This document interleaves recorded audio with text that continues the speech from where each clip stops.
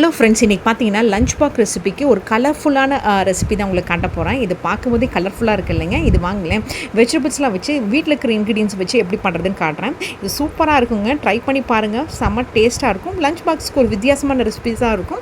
குட்டீஸும் விரும்பி சாப்பிடுவாங்க. அப்படி தான் நான் பண்ணி கொடுத்தேன். குட்டீஸ் ரொம்ப விரும்பி சாப்பிட்டாங்க. நீங்கள் ட்ரை பண்ணி பாருங்கள். இது எப்படி பண்ணுறதுன்னு இப்போ காட்டுறேன்.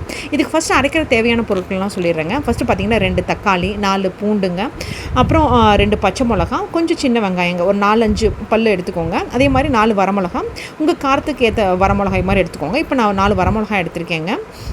ஸோ இதெல்லாம் தான் ஃபஸ்ட் வந்து மிக்சியில் போட்டு அரைக்க போகிறாங்க. ஸோ இதெல்லாம் போட்டு மிக்சியில் வந்து கொஞ்சமாக தண்ணி ஊற்றிக்கோங்க. கொஞ்சமாக தண்ணி ஊற்றி அரைச்சி எடுத்துக்கோங்க. ஃபஸ்ட்டு நம்ம அரைக்கிறது ரெடி பண்ணி வச்சுக்கிட்டா வேணா மீதியெல்லாம் தாளிக்கிறது ஈஸி ஆகிடும் இல்லைங்களா. ஸோ அதனால் ஃபஸ்ட்டு நான் வந்து அரைக்கிறதுக்கான இதெல்லாமே ரெடி பண்ணி வச்சுக்கிட்டேன். ஸோ இந்த மாதிரி நல்லா நீட்டாக ஃபைனாக அரைச்சி எடுத்துக்கோங்க.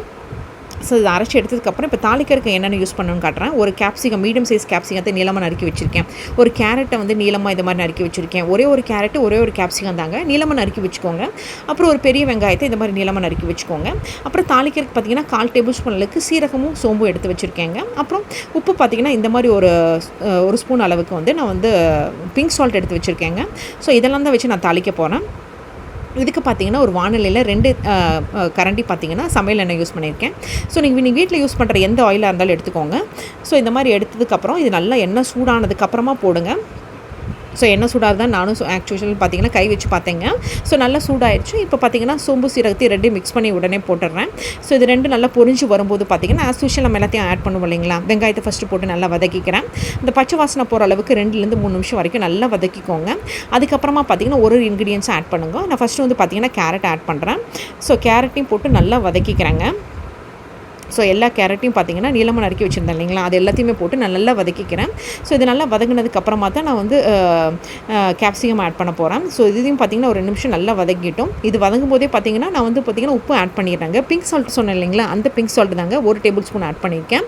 ஸோ இந்த பிங்க் சால்ட்டையும் போட்டு வெங்காயத்தையும் போட்டு நல்லா வதக்கிக்கிறேன். கேரட்டும் வெங்காயமும் நல்லா ஈஸியாக வதங்கிடும். உப்பு போடுறதுனால பார்த்தீங்கன்னா ஒரு பெனிஃபிட் என்னென்னு பார்த்தீங்கன்னா சீக்கிரமாக வதங்கிடுங்க.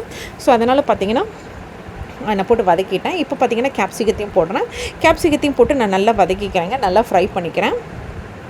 ஸோ கேப்சிகத்தையும் போட்டு நல்லா 2 நிமிஷம் நல்லா ஃப்ரை பண்ணிக்கோங்க. ஸோ இதுக்கு பார்த்தீங்கன்னா தண்ணி ஊற்றணுங்கிற அவசியமே இல்லைங்க. இது 2 நிமிஷம் வதங்கினாவே போதும்.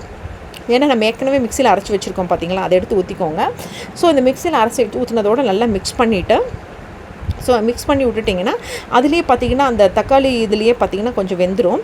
ஏன்னா அது மிக்சியில் கொஞ்சம் ஒட்டி இருக்கும் பார்த்தீங்கன்னா, அதை கொஞ்சம் தண்ணி ஊற்றி திரும்ப ஊற்றுனேன். ஸோ அந்த தண்ணியிலே பார்த்தீங்கன்னா இது வெந்துடும் லைட்டாக. ஸோ இப்போ பார்த்தீங்கன்னா அடிஷ்னலாக ஒரு 1/4 டேபிள் ஸ்பூனுக்கு கொஞ்சம் கம்மியாக சக்கரை ஆட் பண்ணுறேன். அப்போ தான் இது உப்பும் காரத்தையும் கரெக்டாக பேலன்ஸ் பண்ணி கொடுக்குங்க.